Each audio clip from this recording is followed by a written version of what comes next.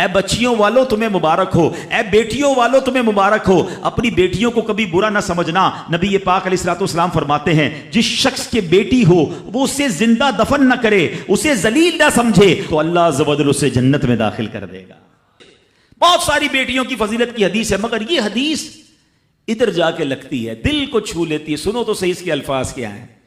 اللہ کے نبی فرماتے ہیں بیٹیوں کو برا مت کہو، میں بھی بیٹیوں والا ہوں۔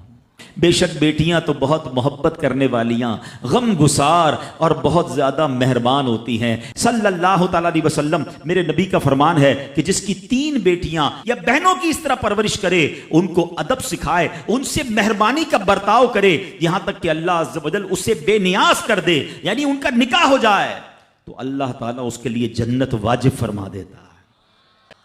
یہ ارشاد سن کر ایک صحابی کھڑے ہو گئے۔ یقین کرو ہمارے بہت سارے کام سیدھے جو ہے نا، ہمارے لیے بہت ساری آسانیاں صحابہ کے سوالات نے کر دی۔ اب ہو سکتا ہے یہاں میرا کوئی بھائی ایسا بیٹھا ہو جس کی 3 بیٹیاں نہ ہوں، وہ کہتا ہے میری تو 2 ہیں۔ صحابی نے سوال کیا حضور اگر کسی کی 2 ہوں تو اللہ، اور 2 لڑکیوں کی پرورش کرے تو ارشاد فرمایا اس کے لیے بھی یہی اجر و ثواب ہے۔ راوی فرماتے ہیں یہاں تک کہ اگر 1 بیٹی کا بھی لوگ ذکر کرتے تو نبی پاک اس کے بارے میں یہی فرماتے۔ مگر ایک روایت اور بھی موجود ہے کہ ایک صحابی نے کھڑے ہو کر کہا حضور اگر کسی کی 1 بیٹی ہو، اللہ کے نبی نے فرمایا 1 بیٹی ہو تو بھی جنت واجب ہو جاتی ہے۔ بیٹیوں پر لڑائی کرتے ہو، اللہ اکبر، یہ تو جنت میں جانے کا ٹکٹ ہے۔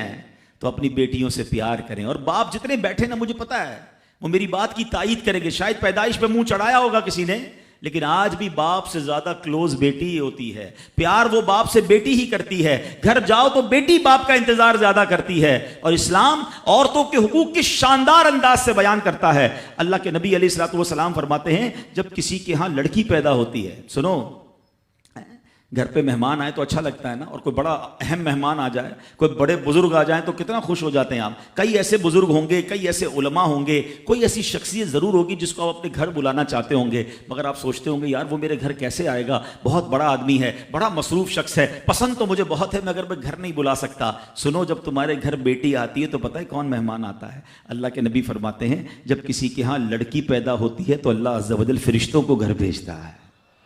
ہاں، آپ کے گھر فرشتے آتے ہیں، اور کیا کہتے ہیں؟